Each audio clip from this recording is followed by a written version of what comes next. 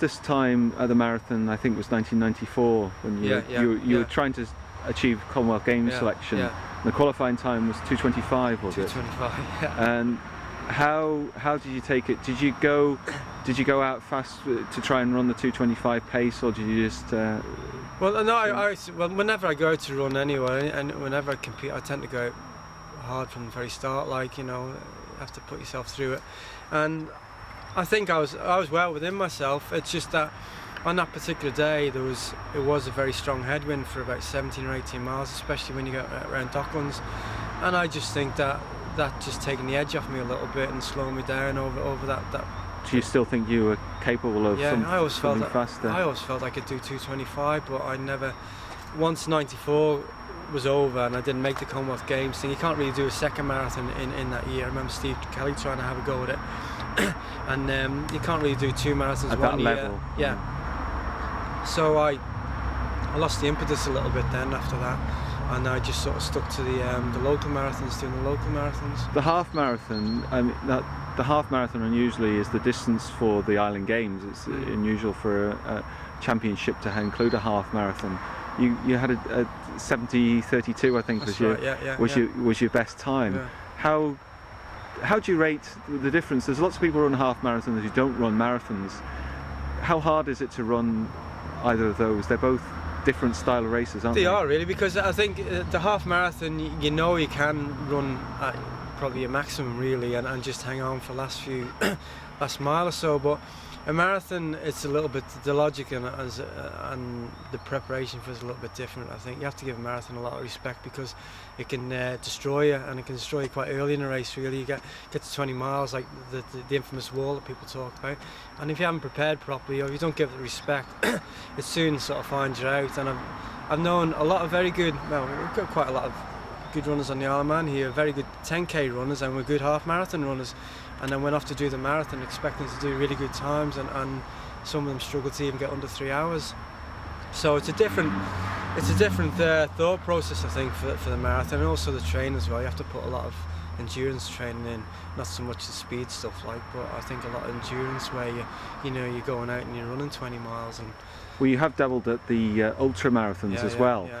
And I think you won the TT40. Yeah. How does that come?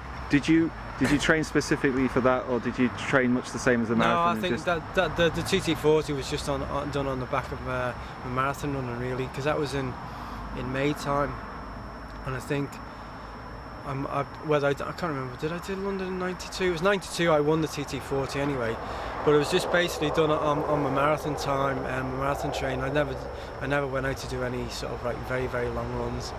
And through the 90s, when you were doing at your peak for your running, did you follow the parish walk? Did you go out on the parish walk? Were you aching to get back to it, or? Yeah, well, I did actually have a go with friends. There was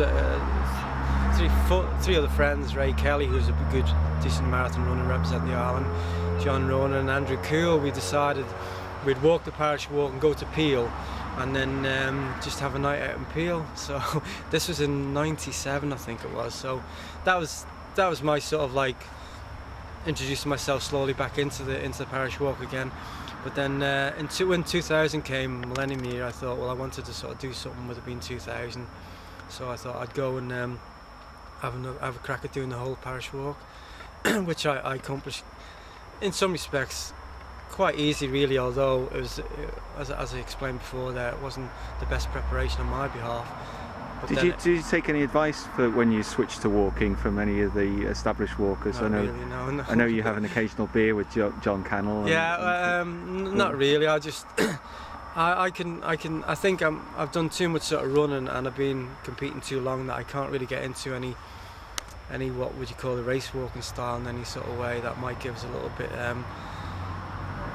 Well, I don't even know whether it would give it an advantage now, because I don't know whether, because there's a different sport to parish walks and endurance, so whether my walking style of walking, which is power walking, is better or is as good as actual race walking, really.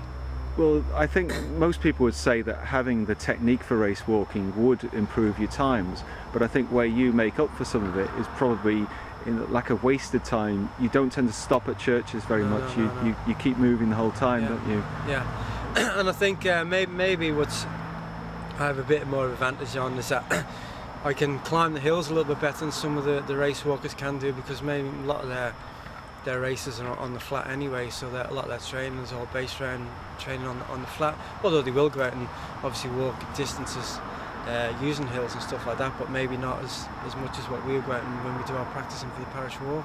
So finishing the parish walk, and particularly finishing the parish walk fast, how much of it is down to the physical preparation and how much is it up here in the head? I think it's 70% mental preparation, really. Yeah, I think you've got to have it in your head, because it's so easy. It's so easy to pack in the parish walk.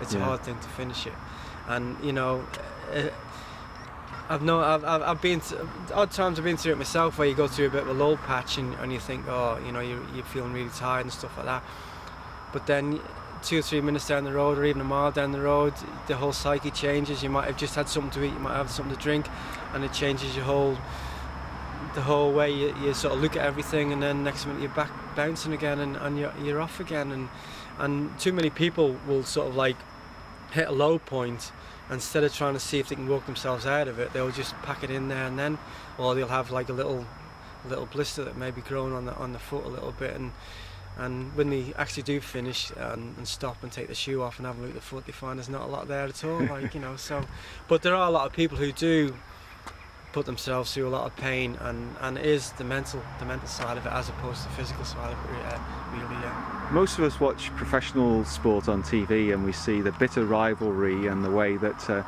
Formula One teams will take secrets from each other, the way footballers will commit professional fouls. Would you agree that in the parish walk and in athletics in general, and particularly on the Isle of Man, that it's completely the opposite? Everybody helps each other along. Definitely, I mean, yeah. you and Sean Hands are rivals in some ways, but you encouraged him not to drop out last year, or was that just the public side? No. It's that's just life in general on the Isle of Man. Here, everyone sort of gets on well, and there's no secrets to be held with anyone. If anyone, there's quite a lot of people have asked me, you know, for tips and stuff like that, and I don't know whether I've really got any tips to pass on, but I'll certainly help them by any means. And the same as when Sean, I remember Sean when he first came on the scene, he finished second on the end-to-end, and at that point, when we were talking at the end of the race, we just said, well, do you fancy coming out walking with us at the weekends in the group that we had? And that's when the Ballagher Breakfast Club started taking off a little bit. And asked Sean, did he fancy being a part of our parish walk team, because we're going to put a team together, and did he want to come in on it? And that's where Sean suddenly came along, and we'd go train a little bit, but he would obviously go off and do his own thing as well, but he'd come down and help with the group training and stuff like that. And I've had other people sort of contact me, and I've gone out walking with them, and maybe to just give them the odd little pointer and that, but I can't sort of say my knowledge is the all-powerful sort of stuff in any way.